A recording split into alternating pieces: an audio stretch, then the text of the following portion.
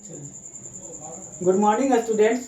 आज हम लोग एक नया चैप्टर स्टार्ट करने वाले हैं, केमिकल काइनेटिक्स।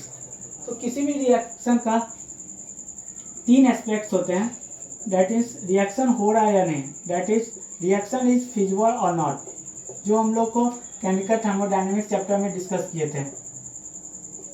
जब हम लोग का डेल्टा जी क्या हो जाए, लेस देन जीरो हो जाता था, तो रिएक्शन हमारा क्या हो जाता था, स्पॉन्टेनियस। जब delta G greater than zero हो जाता था तो हमारा रिएक्शन क्या हो जाता था, नॉन स्पॉन्टेनियस। और जब डेल्टा जी की वैल्यू जीरो की इक्वल हो जाती थी हमारा, तो रिएक्शन क्या हो जाता था, इक्विलिब्रियम में। सेकेंड एस्पेक्ट्स होते हैं किसी भी रिएक्शन के, कि अगर हमारा रिएक्शन हो रहा है तो किस हद तक हो रहा है, that means at what extent rate of the reaction occurs, जिसे हम लोग ने डिस्कस किया था केमिकल इक्विलिब्रियम चैप्टर में। एंड थर्ड एस्पेक्ट्स होते हैं कि अगर हमारा रिएक्शन हो रहा है तो किस तेजी से हो रहा है, that means at what rate of reaction occurs. That means अगर रिएक्शन मेरा हो रहा है तो उसकी स्पीड क्या है, क्या वो रिएक्शन मेरा स्लो है, क्या वो रिएक्शन मेरा फास्ट है या वेरी फास्ट है। उस रेट ऑफ रिएक्शन को ही हम लोग डिस्कस करेंगे केमिकल काइनेटिक्स चैप्टर में। तो आज हम लोग केमिकल काइनेटिक्स में एक टॉपिक है ऑर्डर ऑफ रिएक्शन, उसके बारे में हम लोग आज डिस्कस करेंगे।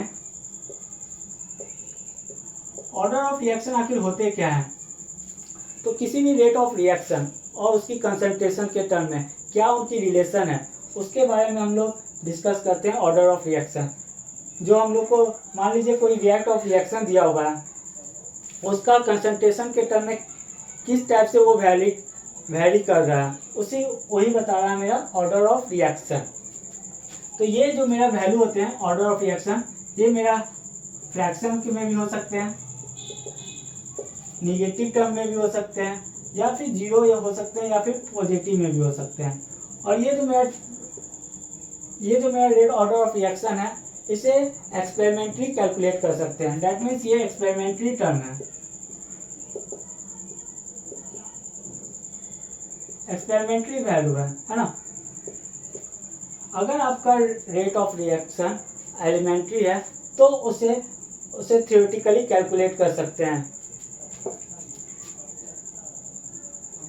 ऑर्डर ऑफ रिएक्शन को हम लोग एक एग्जांपल से समझते हैं और इसे बेसिक से स्टार्टिंग करते हैं। जैसे एक रिएक्शन है मेरा दिया हुआ PCl5, जो मेरा ब्रेक हो रहा है PCl3 और PCl2 में, है ना। तो मेरा यहाँ पे रेट ऑफ डिसअपियरेंस क्या हो जाता है, -dCl5 dt, है ना। और रेट ऑफ अपीयरेंस क्या हो जाता है, dPCl3 divided by dt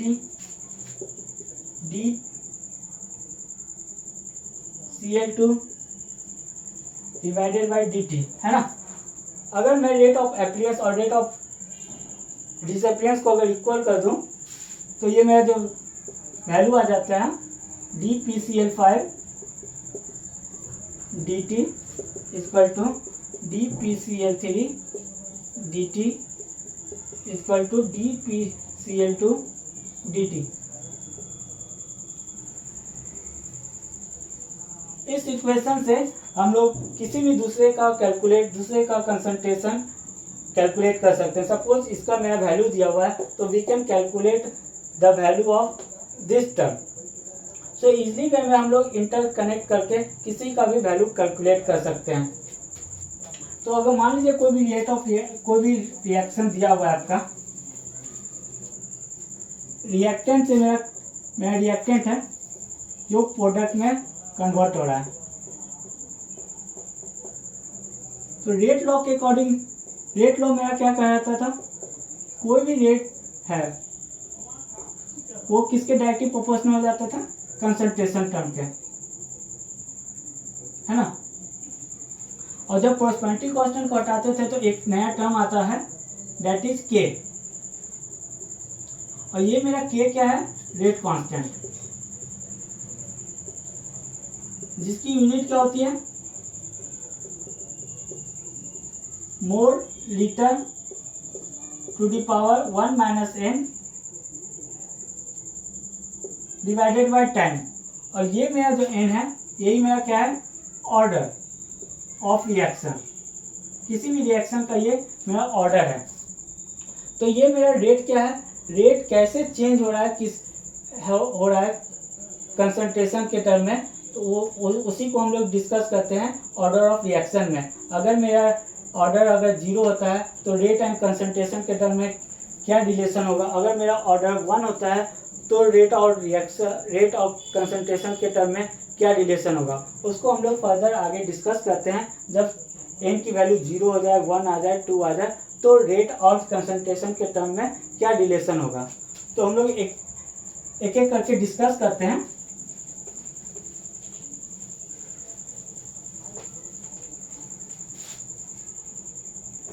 suppose आपके ऑर्डर क्या हो जाए 0, है ना, तो रेट लॉ के अकॉर्डिंग क्या हो जाता है, rate equal to KCA to the power n, है ना। जब n की वैल्यू क्या हो गई 0, तो ये क्या हो गया KCA टू द पावर 0, है ना, तो ये वैल्यू क्या हो गई K।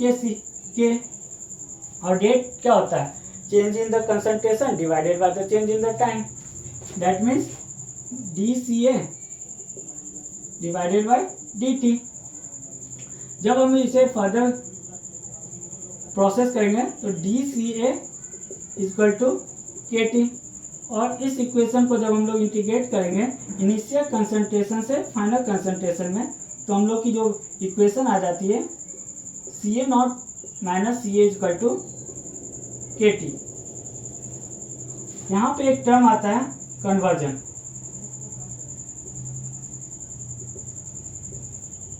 सपोज आपका एक रिएक्शन दिया हुआ है, A से B में कन्वर्ट हो रहा है। सपोज इनिशियली A की कंसंट्रेशन जो थी 50 मोल पर लीटर है, और वो कुछ टाइम के बाद, सपोज कुछ टाइम हुआ T इक्वल टू T1, तो उसको कन्वर्ट हो गया 10 मोल पर लीटर में। तो उसकी कन्वर्जन रेट क्या होगी, यानी उसकी कन्वर्जन कितनी होगी, यानी वो कितनी कन्वर्ट हो गया, उसी को हम लोग करते हैं XA। और जब इसे हम लोग XA को CA नॉट और CA के टर्म में लिखते हैं, तो इसकी जो इक्वेशन आ जाती है XA equal to 1 minus CA upon CA not, that is, अगर हम लोग लिखें तो CA equal to CA not minus CA not into XA। ये मेरा क्या है, CA final concentration, CA not क्या है मेरा इनिशियल कंसंट्रेशन, और कितनी वैल्यू ये कन्वर्ट हो गई, इसे ही हम लोग XA के टर्म में यूज करके और CA की वैल्यू हम लोग यहाँ से कैलकुलेट कर सकते हैं। तो फॉर n ऑर्डर के लिए कन्वर्जन के टर्म में अगर हम लोग लिखना चाहें तो इक्वेशन क्या हो गया,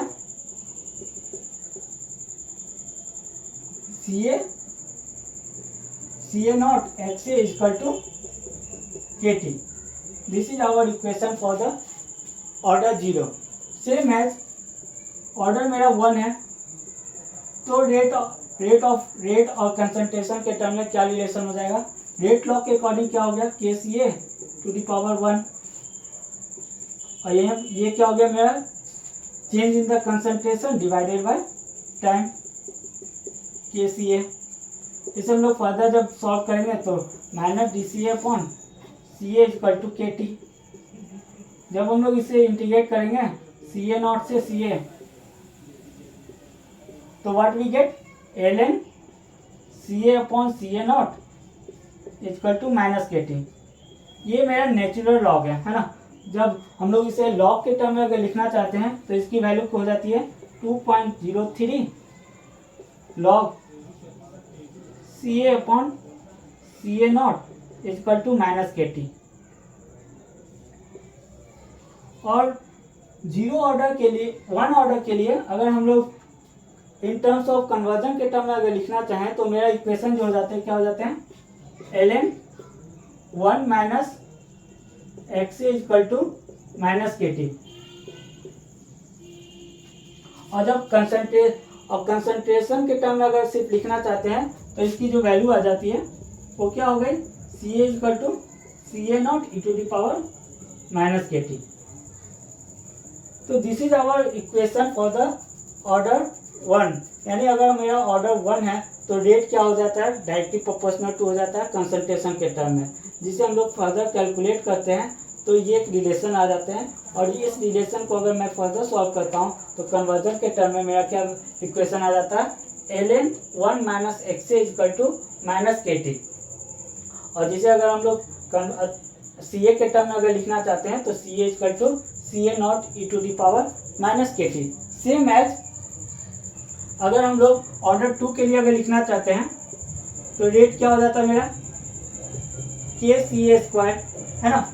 और इसको अगर हम लोग फिर फर्दर प्रोसेस करते हैं तो minus D C A upon D T equal to K C A square.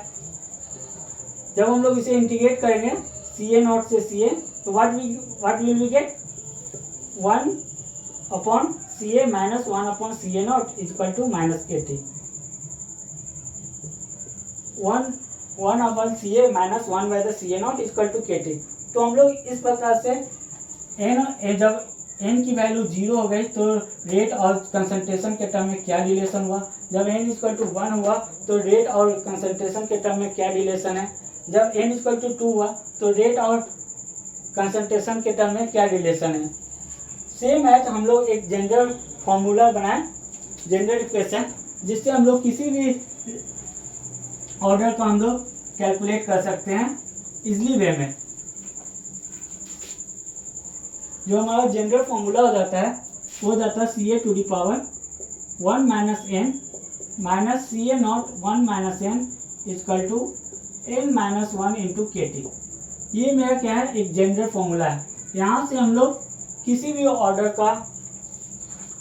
का वैल्यू पुट करके हम लोग ये बता सकते हैं कि रेट ऑफ रिएक्शन और उसके कंसंट्रेशन के टर्म में क्या रिलेशन है, या फिर हम लोग रेट कांस्टेंट यहाँ से डिटरमाइन कर सकते हैं, टाइम की वैल्यू डिटरमाइन कर सकते हैं। और ये इक्वेशन हम लोग के जब n की वैल्यू 1 हो तो ये इक्वेशन हम लोग की वैल्यू नहीं होती है ना। सपोज हम लोग प्रूफ करके देखते हैं, जब हम लोग की ऑर्डर 2 हो गई, है ना, let's n equal to 2, then what will we get, चलो यहाँ पे रख के देखते हैं। तो 1 minus 2 minus C A not 1 minus 2 equal to 2 minus 1 equal to K into K T. What we get, C 1 minus 1 C A not minus 1 equal to K T. What we get, 1 upon C A not, C A minus 1 upon C A not equal to K T, है ना। जो हम लोग इस equation को यहाँ पे calculate कर रहे हैं इजली वे में, है ना, तो उसी टर्म को इंटीग्रेट करके हम लोग यहाँ पे कैलकुलेट कर रहे हैं। तो ये मेरा टाइम सेविंग है। और इसे अगर आपकी वैल्यू को अगर 2 दिया हुआ है, 3 दिया हुआ है, तो हम लोग इजली वे में कैलकुलेट कर सकते हैं किसी भी वैल्यू को। एक नीट का एक प्रॉब्लम आया हुआ है 2021 में, उसे हम लोग डिस्कस करते हैं। जो हम लोग ने पहले रिएक्शन लिखा था ना, PCl 5 goes to PCl 3 Cl2 में, है ना। ये नीट आपका 2021 में क्वेश्चन है। जब आपका इनिशियल कंसंट्रेशन जब दिया हुआ है 50 मोल पर लीटर और फाइनल कंसंट्रेशन आपका दिया हुआ है 10 मोल पर लीटर, और टाइम की वैल्यू दी हुई है आपको 120 मिनट, और एन की भी वैल्यू दी हुई है आपकी, यानी ऑर्डर क्या दिया हुआ 1। तो मुझे क्या डिटरमाइन करना है, कि मुझे फाइंड आउट करना है।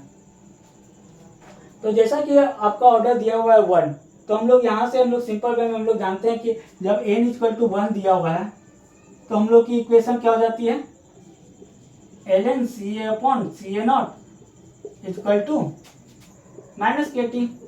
आपका सी ए की वैल्यू दी हुई है, सी ए नॉट की वैल्यू दी हुई है, के की वैल्यू आपको निकालनी है, और टाइम भी दिया हुआ है। तो क्या हम लोग के की वैल्यू नहीं कैलकुलेट कर सकते क्या यहाँ से,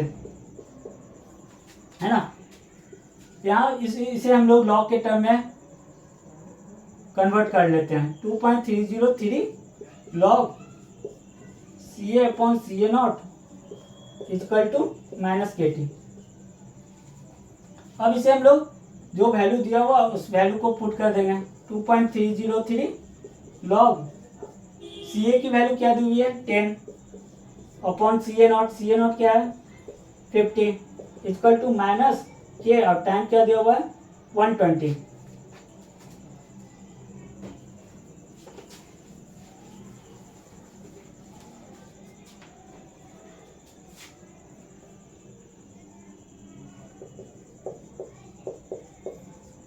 इसे अगर हम डिनोमिनेटर को अगर न्यूमरेटर में ले जाए तो ये मेरा माइनस साइन हो जाता है, और ये मेरा 50 divide by 10 equal to K into 120 हो जाते हैं। और इसे जब और हम लोग जानते हैं कि log 5 की वैल्यू क्या हो जाती है 0.7, है ना। तो 2.303 इंटू 0.7 इंटू के इंटू 120। यहाँ से हम लोग सिंपली वे में क्या कैलकुलेट कर सकते हैं, रेट कांस्टेंट की वैल्यू क्या होगी जब मेरा इनिशियल कंसंट्रेशन 50 मोल पर लीटर था और वो फाइनल कंसंट्रेशन में 10 मोल पर लीटर हो गया। जब टाइम आपका 120 मिनट है तो रेट कांस्टेंट की वैल्यू क्या हो सकती है। यहाँ से हम लोग वैल्यू कैलकुलेट कर सकते हैं जिसकी यूनिट क्या हो जाएगी मिनट इनवर्स, है ना। अगर हम लोग को यूनिट अगर चेक करना है तो कैसे यूनिट चेक कर सकते हैं, जैसा कि हम लोगों ने डिस्कस किया था ना, मोल पर litre 1 minus M and time inverse, है ना। और टाइम की यूनिट क्या दी हुई है आपकी मिनट, और एन की वैल्यू क्या हो गई 1 है, तो 1 1 0, तो ये आपका पूरा टर्म क्या हो गया 1, और टाइम की वैल्यू क्या दी हुई है मिनट इनवर्स। तो यहाँ से हम लोग सिंपली वे में के की वैल्यू कैलकुलेट कर सकते हैं।